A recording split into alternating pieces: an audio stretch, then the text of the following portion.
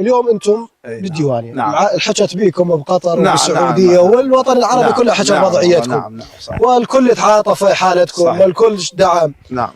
كمحافظه الديوانيه اللي انتم عليتوا اسمها، نعم. وعليتوا صورتها، والله ان شاء الله والكل ان شاء الله. فانتم من خلال هذا صوتكم ومن خلال بساطتكم وصلتوا صوت الديوانيه للوطن العربي ككل، ليس فقط على العراق. انا هنا اريد اسال هجمه ظل هذه الخدمه العظيمه اللي صارت والتاثير على محافظه الديوانيه. نعم. شنو اللي اجاكم كمسؤولين؟ وصلكم واحد قال لكم بويا شنو المحتاجين؟ شنو اللي اقدر اقدمه؟ وصلكم احد ولا؟ والله استاذ فلاح احنا عتبنا على جميع مسؤول بالديوانيه، وعتبنا سيد محافظ الديوانيه.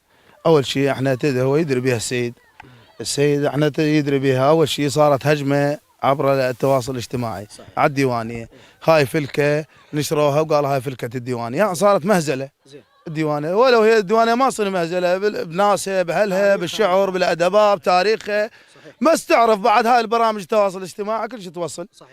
فقلت لك صارت مهزله. احنا هذا شيء بسيط جاي نقدمه وانا بكاميرا تليفوني وجاي اصور وهاي، والحمد لله وشكر، واخذ صدى واسع الديوانيه وصارت ترند على العراق وترند بالوطن العربي، وحتى من امريكا الله شاهد خابرون بدون مبالغه. صحيح.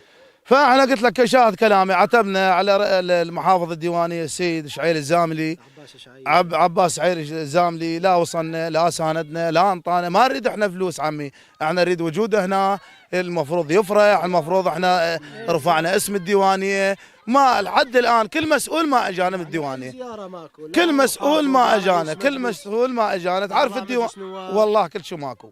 احنا هسه انا من خلال كاميرتك خابرونا نواب من البصره، نواب من العماره، نواب من كل المحافظات، من الغربيه. شاهد الله تواصلت ويانا ناس عمالقه، تواصلت ويانا. ليش انتم اهل الديوانيه ما حد تواصل ويانا؟ انا هذا عتبي وجيه لاهل الديوانيه. انتم اهل المفروض ترفعون، المفروض تشجعون، المفروض اسوي اقدم شيء احسن للديوانيه. زين هسه الديوانيه هاي تشوف انت البرامج التواصل الاجتماعي بكل المحافظات اكو مشاهير، بكل المحافظات اكو مشاهير. الديوانيه كل مشهور ما بيها. فاحنا مو مشاهير بس عفويتنا، والحمد لله وشكر نظل بهاي عفويتنا ونظل بهنا.